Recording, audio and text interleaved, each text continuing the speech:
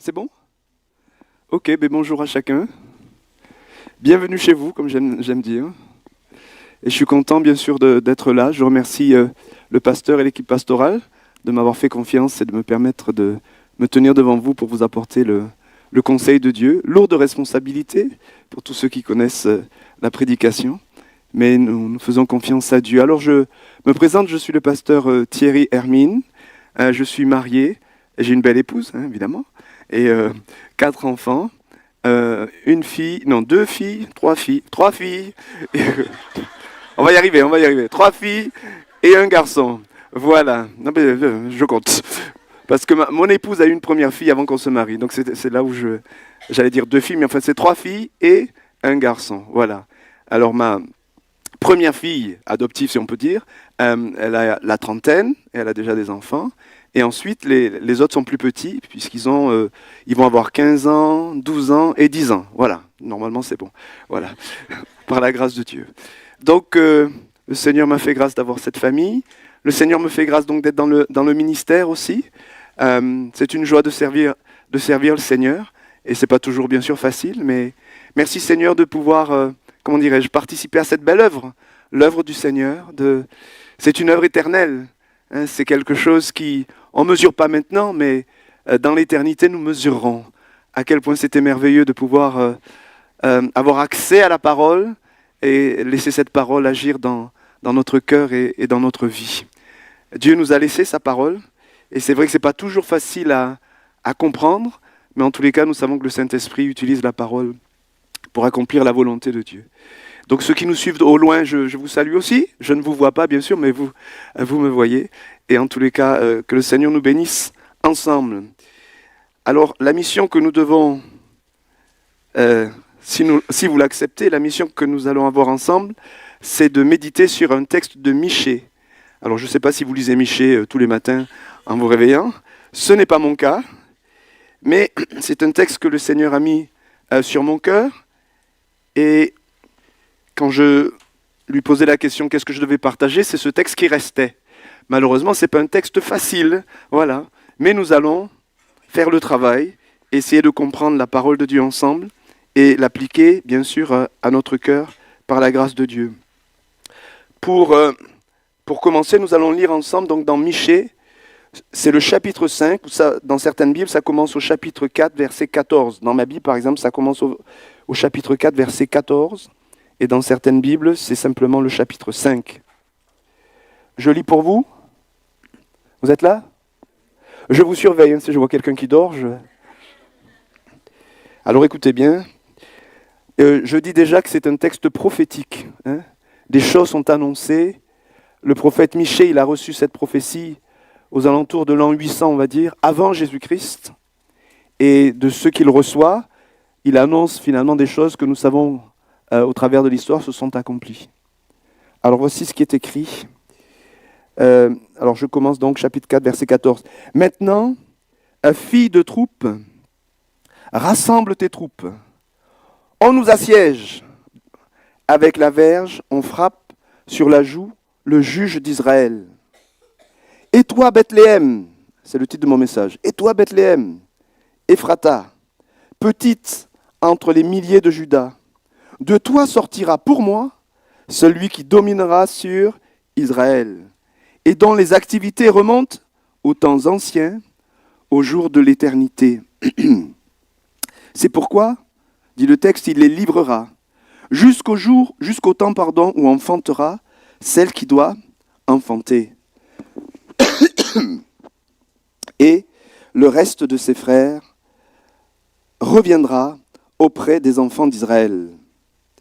Le texte dit encore, il se présentera et il gouvernera avec la force de l'Éternel, avec la majesté du nom de l'Éternel son Dieu. Et ils auront une demeure assurée, car il sera glorifié jusqu'aux extrémités de la terre. C'est lui qui ramènera la paix. Amen. Lorsque l'Assyrien viendra dans notre pays et qu'il pénétrera dans nos palais, nous ferons lever contre lui 7 pasteurs et 8 princes du peuple.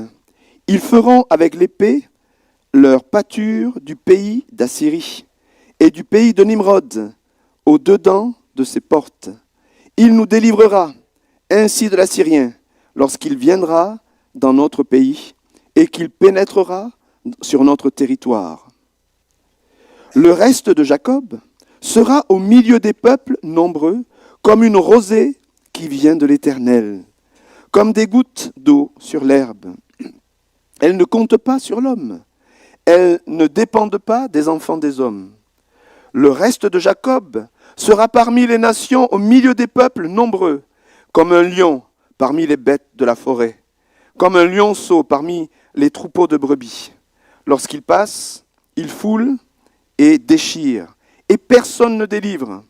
Que ta main se lève sur tes adversaires, et que tous tes ennemis soient exterminés. J'exterminerai du milieu de toi tes chevaux, et je détruirai tes chars. J'exterminerai les villes de ton pays, et je renverserai toutes tes forteresses. J'exterminerai de ta main les enchantements, est-il écrit. Et tu n'auras plus de magiciens. J'exterminerai du milieu de toi tes idoles et tes statues. Et tu ne te prosterneras plus devant l'ouvrage de tes mains. J'exterminerai du milieu de toi tes idoles d'Astarté, et je détruirai tes villes. J'exercerai ma vengeance avec colère, avec fureur, sur les nations qui n'ont pas écouté. Amen. Alors voilà, vous avez vu que le texte est facile. Donc maintenant, je peux vous demander ce que vous avez compris. Qu'est-ce que vous avez compris de tout cela dans le texte? Alors Michée, son message, c'est un message finalement de jugement. De jugement pourquoi? Eh bien, comme vous le savez, malheureusement, mais c'est comme ça, le péché emmène le jugement. Et dans le livre de Michée, eh bien, Dieu annonce le jugement. À l'époque où la prophétie est donnée, à Michée, on peut lire ça ensemble. Michée chapitre 1er, eh bien, c'est tout le peuple de Dieu qui ne marche pas comme il devrait. Et malheureusement, comme je vous dis, le jugement va venir. Il est écrit dans Michée chapitre 1er, verset 1er.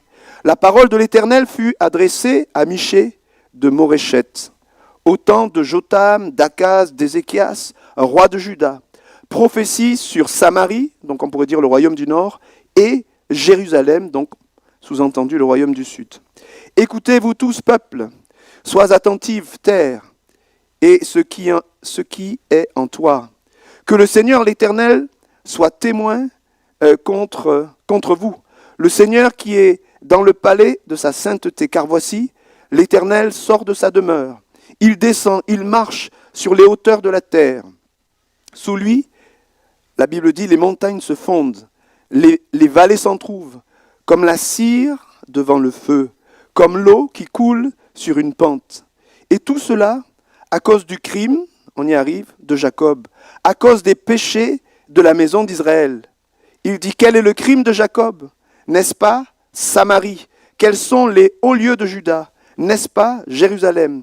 Je ferai de Samarie, dit le texte, un monceau de pierre. Donc vous voyez la destruction dans les champs. Un lieu pour planter de la vigne. Je précipiterai ces pierres dans les vallées. Je mettrai à nu ses fondements. Toutes ces images taillées seront brisées. Tous ces salaires impurs seront brûlés au feu. Et je ravagerai toutes ces idoles.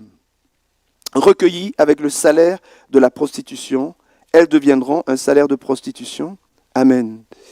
Donc quand on lit cette partie du texte, on réalise que le péché principal ou central mis en avant, c'est quoi? Voilà, au premier rang on a bien répondu, c'est l'idolâtrie. Il semble que la chose centrale ici, c'est l'idolâtrie. Et dans le jugement de Dieu qui va s'abattre donc sur le pays, Dieu va détruire effectivement cette idolâtrie.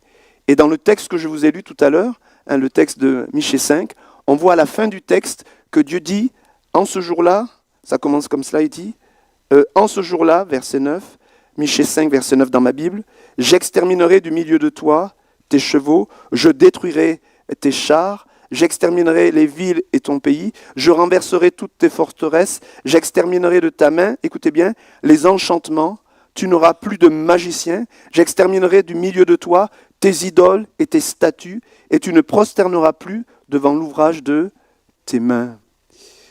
Vous savez que la Bible dit que Dieu est un Dieu jaloux. Si nous sommes à lui entièrement. Ça c'est facile à dire, mais il faut pouvoir le vivre. Et non se confier en différentes choses pour essayer de résoudre les problèmes de nos vies. Et bien évidemment ici, quand ils se confient dans les idoles, peut-être parce qu'évidemment d'un point de vue agriculture, ils veulent obtenir de bonnes récoltes, eh bien quelque part ça veut dire qu'ils ne font plus confiance à Dieu. Et dans le fonctionnement de l'idolâtrie, il y a souvent la magie qui vient avec. Parce que les idoles, bon évidemment, elles représentent des faux dieux qui essayent d'agir pour vous, mais comme elles marchent plus ou moins bien, elles ne sont pas des dieux tout-puissants, eh bien il faut les aider par des actes magiques, par des offrandes, des choses comme ça, etc. Donc la magie souvent marche de pair avec l'idolâtrie. On essaye d'arranger ses affaires, on essaye d'aider ces faux dieux vers qui on se tourne afin de trouver une solution à nos problèmes. Mais le Dieu que vous servez, le Dieu que nous servons, veut simplement qu'on lui fasse entièrement confiance. Dieu est capable. Amen. S'il a créé l'univers, je ne pense pas qu'il ait besoin de beaucoup d'aide pour régler les problèmes de nos vies, qui, comparativement parlant, sont probablement assez petits, puisque l'univers est assez grand. Vous êtes d'accord? Donc Dieu a créé l'univers. L'univers fonctionne par la puissance de Dieu. Et dans nos vies, c'est sûr, c'est un univers aussi, nos vies, mais Dieu est capable de gérer cet univers-là aussi. Faisons-lui confiance. Ne trouvons pas de béquilles, comme on dit parfois, pour essayer de s'en sortir à droite ou à gauche. Le peuple de Dieu avait pris les béquilles de l'idolâtrie, adoré les dieux que les nations qui étaient avant eux adoraient, pour essayer de faire marcher, on va dire, au moins l'agriculture et d'autres choses, je suppose, dans leur vie. Dieu leur dit, faites-moi confiance entièrement. Et à cause de cela, on a dit, c'est la cause principale finalement du châtiment de Dieu. Et dans cette annonce de Michée, il voit au travers de l'histoire, enfin, Dieu lui révèle finalement qu'il y aura la destruction du royaume du Nord, aux alentours de 720 avant Jésus-Christ, ensuite la destruction du royaume du Sud et de Jérusalem, et ensuite on voit même effectivement la venue du Seigneur, ça c'est notre prochain point, effectivement, et même le retour aussi du peuple de Dieu. Donc, c'est quelque part quelque chose de merveilleux, mais ces prophètes, ils ont cette révélation, cette vision de Dieu. Ils reçoivent peut-être par des images, effectivement, ce que Dieu va faire, et ensuite ils racontent la vision, mais souvent dans les visions qu'ils ont, les choses sont un peu superposées, c'est-à-dire plusieurs événements du futur sont presque superposés quand ils décrivent les visions, et que nous, on essaye de comprendre la vision et la prophétie que nous lisons ensemble. En tous les cas, je vous disais le titre de mon message, le titre pour moi accrocheur, c'est toi. Et toi, Bethléem? Parce que, alors que le prophète Michée, c'est pas forcément un message très encourageant. Dieu va te juger, il va te détruire. C'est pas forcément un message très, très encourageant. Mais au milieu de ce message, il dit, et toi, Bethléem? Et vous avez sûrement entendu parler de Bethléem. Que s'est-il passé à Bethléem il y a longtemps, longtemps, longtemps? Jésus, j'ai entendu Jésus. Jésus est né à Bethléem. Jésus est né à Bethléem. Et ce Jésus né à Bethléem correspond véritablement au Messie, celui qui était attendu. Et ceux qui lisent le texte, en tous les cas, ils comprennent qu'il est question de lui, il est question du Messie, il est question de cet envoyé de Dieu. Le Messie, il est l'envoyé de Dieu. Et ce que ça me fait dire, c'est qu'au milieu du jugement, Dieu dit qu'il y a une espérance. Au milieu du jugement, du châtiment, on pourrait dire légitime, puisque au lieu de s'appuyer sur Dieu, ils s'appuient sur toutes sortes de choses, la magie, leur grande maison, leur forteresse, est-ce que vous voudrez, leurs chevaux, leurs chars, je ne sais pas si vous avez fait attention, Dieu va détruire toutes ces choses-là. Dieu veut que tu t'appuies exclusivement sur lui, que tu lui fasses confiance. Face à la maladie, nous savons que Dieu nous a donné des médecins, Dieu nous a donné des médicaments, vous êtes d'accord ? Mais néanmoins, d'abord, nous ne devons pas mettre notre confiance dans le médecin, dans les médicaments, mais d'abord, nous mettons notre confiance en Dieu. C'est lui, l'Éternel, qui me guérit. Amen. Il peut utiliser le médecin, il peut s'en passer, il peut utiliser le médicament, mais il faut que nous apprenions à mettre notre confiance en Dieu. Amen. C'est lui qui doit être notre assurance. C'est lui qui doit être notre forteresse. C'est lui qui est notre rocher. C'est sur lui que je veux m'appuyer, quelles que soient les circonstances de la vie. Que Dieu nous aide, effectivement, dans cette dimension. Donc, au milieu de cette annonce de jugement, il dit, « Et toi, Bethléem, Ephrata, petite entre les milliers de Juda, de toi sortira pour moi, dit l'Éternel, celui qui dominera sur Israël, et dont les activités remontent aux temps anciens, au jour de l'éternité. » Dans ce livre de Michée, où il est question beaucoup de jugement, on voit en même temps l'espérance. Et j'ai envie de dire un mot, miséricorde. Dieu ne nous traite pas selon ce que l'on mérite. Il y a toujours une espérance. Tourne-toi vers lui, il y a une espérance. Reconnais tes fautes, reconnais tes péchés, il y a une espérance. En Dieu, il y a une espérance. En même temps, en Dieu, il y a un plan, il y a un dessein, il y a un projet. Amen. Et Dieu a un plan et un projet pour cette Église. C'est vrai. Amen. Et ça, c'est notre encouragement, c'est notre force dans les moments difficiles. Dieu n'agit pas au hasard. Dieu prévoit les choses longtemps en avance. C'est le Dieu que nous servons. Donc au milieu de cette annonce de jugement, Dieu donne cette espérance. Un sauveur, celui qui va dominer, parce que si vous comprenez le jugement que Dieu envoie, il va envoyer un peuple qu'on appelle les Assyriens. À l'époque, la puissance qui domine, au moment où Michée est présent, etc., c'est la puissance des Assyriens. C'est ce peuple qui va venir. Ensuite, on a parlé des Babyloniens, etc. Donc c'est ce peuple qui va venir et qui va détruire son peuple. Mais au milieu de cette annonce de destruction, de cette domination par les étrangers, les Assyriens, Dieu dit quand même, sous-entendu, ça ne sera que pour un temps, puisqu'il dit, je répète, « Et toi, Bethléem, Ephrata, petite entre les milliers de Juda, de toi sortira pour moi celui qui dominera sur Israël. » Donc ce ne sera pas toujours les Assyriens, vous êtes d'accord ? Qui va dominer sur le peuple d'Israël. Et dont les activités remontent aux temps anciens, au jour de l'éternité. Et le reste du passage, effectivement, pendant un certain temps, se concentre sur la personne de notre Seigneur et Sauveur Jésus-Christ. Il est celui qui va dominer, et en même temps, il est celui dont les activités remontent au temps, au jour de l'éternité. Mais ça veut dire, comme on dit parfois, à la fois il va venir dans ce monde, il va naître, il sera un homme, mais en même temps, notre Seigneur Jésus-Christ est Dieu. C'est un mystère, mais il est Dieu. Au sein du Père, le Fils, le Saint-Esprit, Dieu, de toute éternité, sans commencement ni fin. Dieu, celui qui est, c'est celui que nous adorons, c'est celui que nous servons. Et c'est celui qui a un plan et un dessein pour son peuple. Israël, aujourd'hui l'Église, ou Israël tout ensemble d'une façon spirituelle. Mais Dieu a un plan pour son peuple. Dieu a un plan pour toi qui fait partie de ce peuple. Et ce plan, in fine, c'est que nous puissions passer l'éternité avec lui. Nous sommes préoccupés par les choses de la terre, vous êtes d'accord ? Est-ce que je vais bien ? Est-ce que mon compte en banque, ça va ? Je regarde son niveau, Comment ça se passe pour les enfants, la santé ? Mais en réalité, vous et moi, nous ne faisons que passer ici-bas. Et nous sommes en route vers le ciel.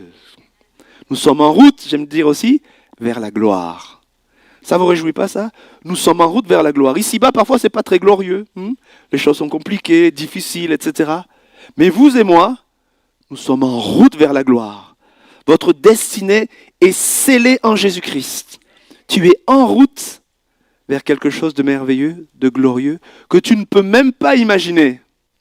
Et quand vous y serez, vous direz, waouh, effectivement, j'avais bien fait de persévérer quand même.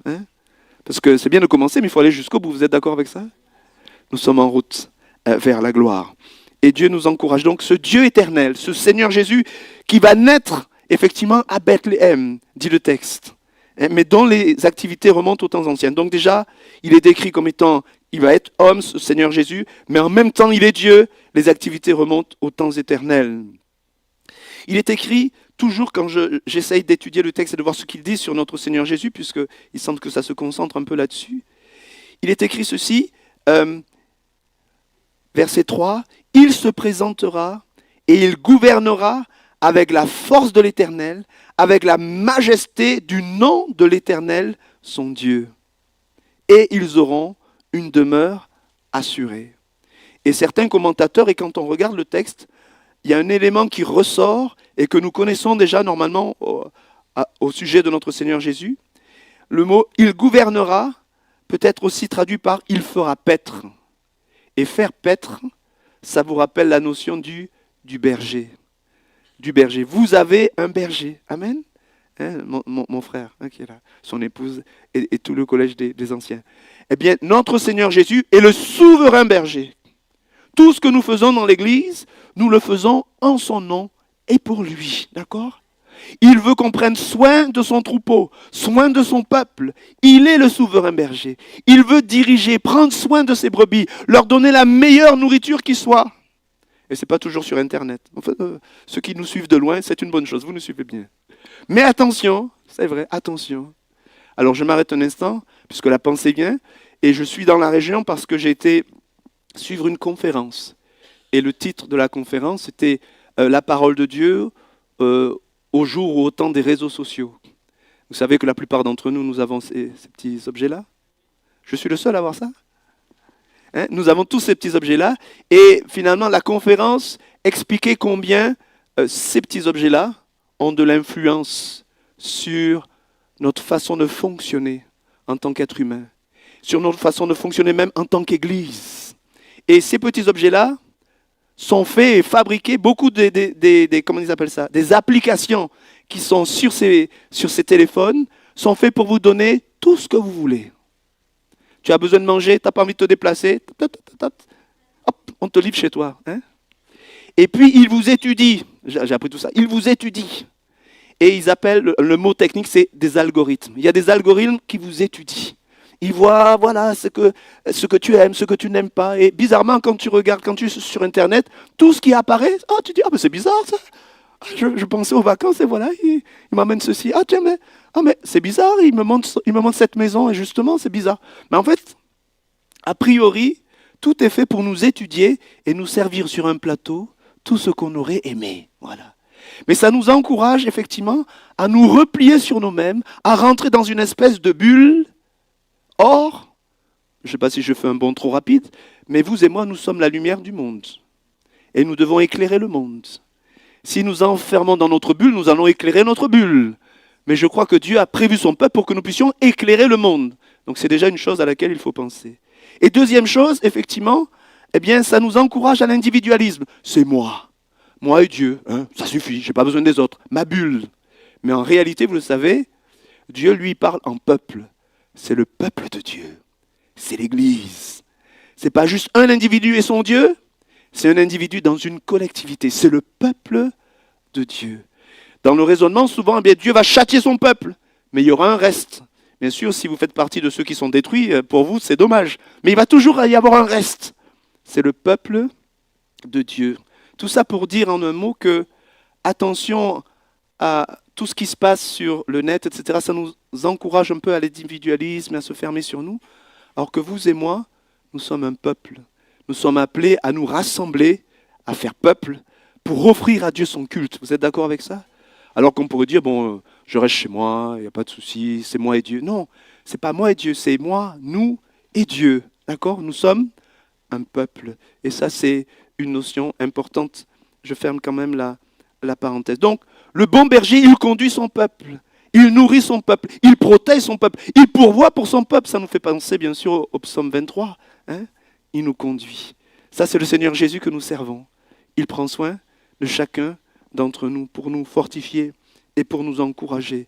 C'est une bonne chose. Donc, il gouvernera avec la force de l'Éternel, avec la majesté du nom de l'Éternel, bien sûr, et ils auront une demeure assurée, car il sera glorifié jusqu'aux extrémités de la terre.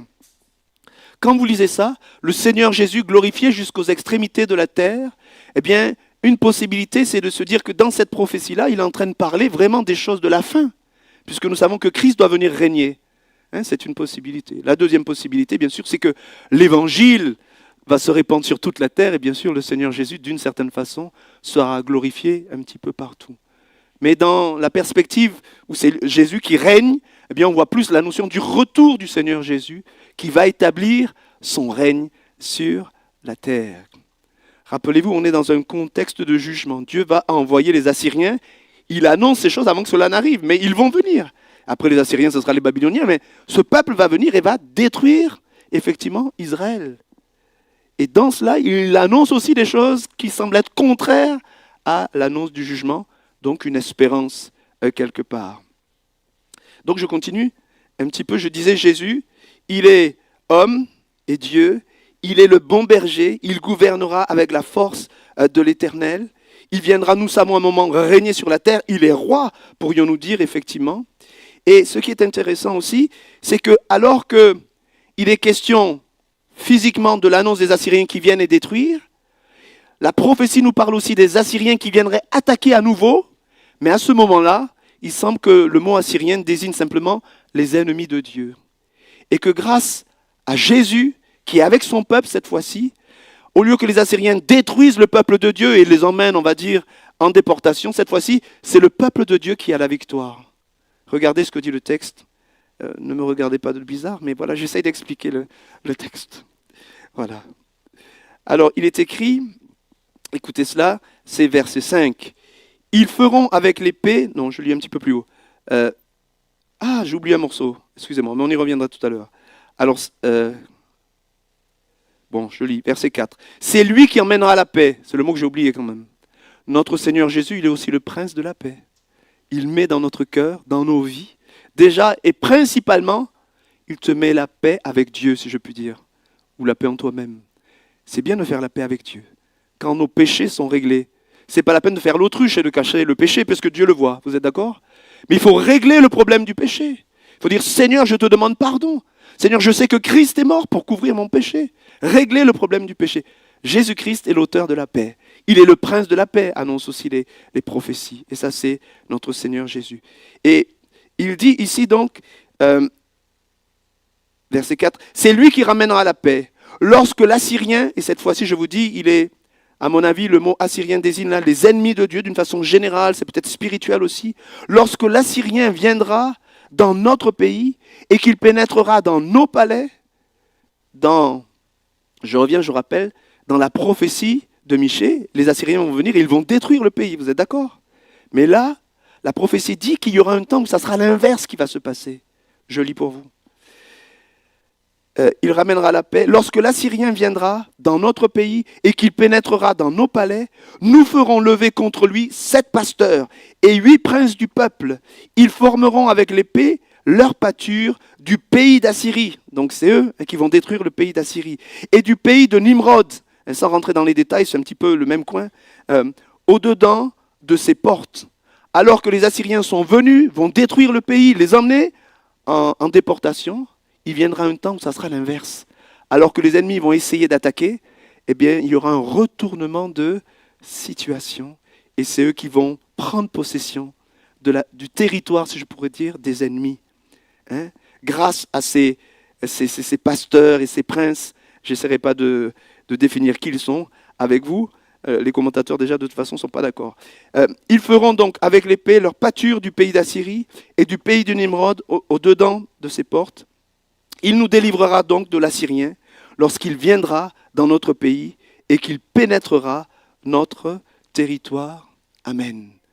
Donc cette partie du texte de Michée se concentre sur notre Seigneur Jésus, sur sa venue en gloire et sur les changements qu'il y aura pour son peuple de Dieu. Et de cette même façon, on arrive à la dernière ou l'avant-dernière partie du texte où je ne sais pas si vous avez noté ces choses, où il est dit « Le reste de Jacob sera au milieu des peuples nombreux comme une rosée qui vient de l'Éternel, comme des gouttes d'eau sur l'herbe.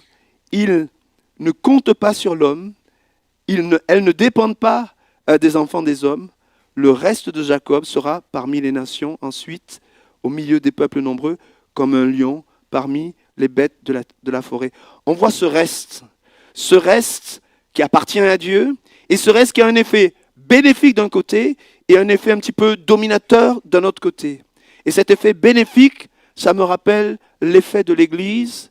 Aujourd'hui, en tous les cas, c'est le cœur de Dieu, je disais, nous sommes la lumière du monde. Nous devrions être des bénédictions, effectivement, pour le pays, pour le territoire.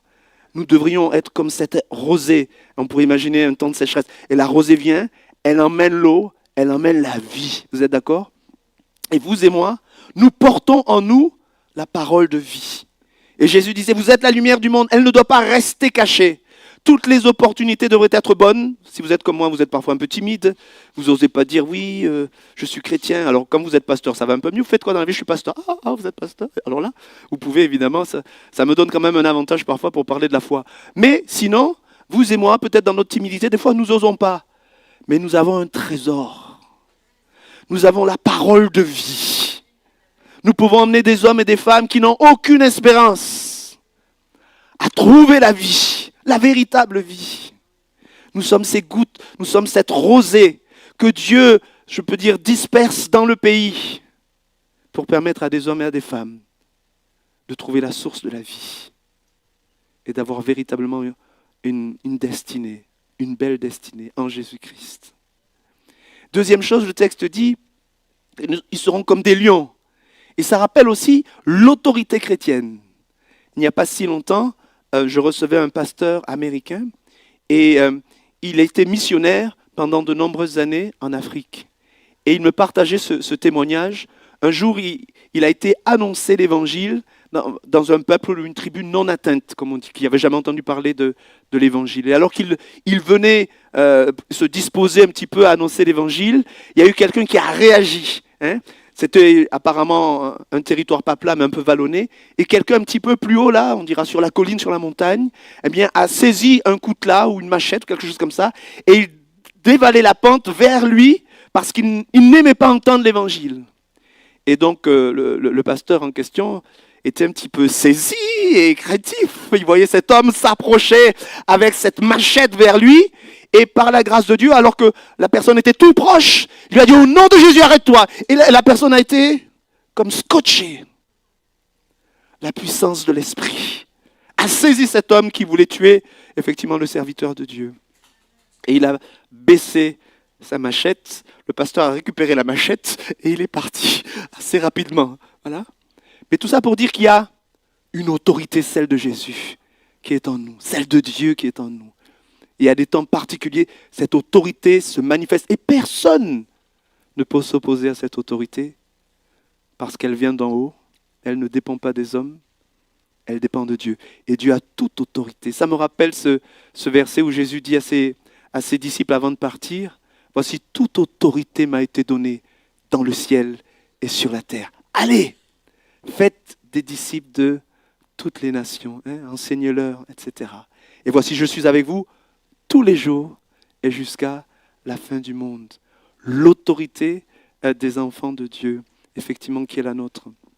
Donc, en tous les cas, prophétiquement, c'est vrai que ce n'est pas toujours facile de placer les choses, mais certains principes spirituels sont présents, effectivement, et qui nous édifient aussi. Dieu est le bon berger. Amen. Et vous et moi, nous sommes son peuple. Et évidemment, parfois, nous aimons dire, nous sommes des princes et des princesses. Nous avons une autorité aussi. Et nous sommes une source de bénédiction, effectivement, pour le peuple qui nous entoure, là où Dieu nous a placés les uns et les autres. Alors, puissions-nous vivre effectivement pleinement. Et toi, Bethléem, alors est-ce que c'est et toi, Église de Vitrolles, ADD de Vitrolles, et toi? Alors que, vous le savez comme moi, le Seigneur Jésus revient. Et quand on voit tout ce qui se passe, on se dit, il est de plus en plus proche. Eh bien, de la même façon que Dieu s'était réservé Bethléem, cette source d'espérance, de la même façon, Dieu se réserve ses églises, source d'espérance pour un monde dans la désespérance, pour un monde dans le chaos. Et nous sommes effectivement ces porteurs d'eau, ces porteurs de lumière, ces porteurs d'espérance, ces porteurs de salut, ces porteurs de délivrance, même contre l'ennemi qui peut vouloir nous attaquer. On peut penser évidemment à l'esprit du mal, mais grâce à Jésus, nous pouvons mettre l'ennemi en fuite. Amen. Et voir la gloire de Dieu se manifester. Voilà la mission. En lisant le texte, je me suis dit, Seigneur, c'est quand même difficile à expliquer. Mais voilà la mission que nous avons partagée ensemble. Je vous invite à la prière afin que Dieu, effectivement, nous aide à marcher avec lui comme il se doit, comme il faut, par la grâce, par sa grâce. Seigneur, tu es fidèle. Et au travers de ta parole, tu parles à nos cœurs. Merci pour cette prophétie de Michée. Tu as en ton temps parlé à ton peuple, peuple désobéissant, peuple idolâtre, peuple qui ne se confiait pas en toi, Seigneur. Mais alors que tu annonces le jugement, tu annonces aussi l'espérance d'un renouveau. Tu annonces l'espérance d'un reste de ton peuple que tu vas diriger, que tu vas protéger, à qui tu vas donner autorité, capacité de bénir. Seigneur, nous sommes aussi ce peuple devant toi ce matin. Nous te prions de nous renouveler. Nous te prions de nous aider à marcher ensemble pour accomplir ta volonté dans cet environnement où tu nous as placés, dans cette ville de Vitrolles et ses environs, Seigneur. Manifeste, ô Dieu, ta puissance. Accomplis, ô Dieu, ton dessein au travers de cette Église. Fortifie ton serviteur, son épouse et tous ceux qui travaillent avec lui. Et permets-leur, Seigneur, d'annoncer le royaume de Dieu à tous ceux qu'ils pourront rejoindre pour la gloire et l'honneur de ton nom. Apprends-nous aussi à te faire pleinement confiance dans nos vies et à ne pas nous appuyer sur des béquilles, sur des idoles qui prendraient ta place dans nos vies. Tu es Dieu tout suffisant et nous te bénissons pour cela. Que ton nom soit à jamais béni par nos cœurs et nos vies. Manifeste ta grâce, Père. Dans le nom de Jésus, nous avons prié et nous disons Amen. Soyez bénis, je redonne la place à notre pasteur.